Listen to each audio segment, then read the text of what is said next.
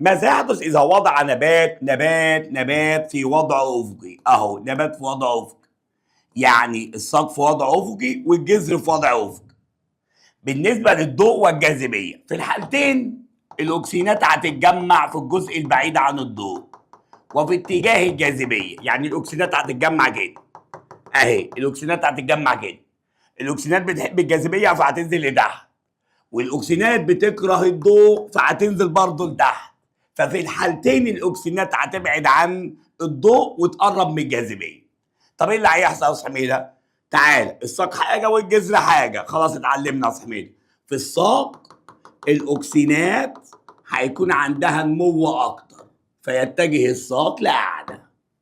في الجذر، ماله الجذر يا أستاذ حميدة؟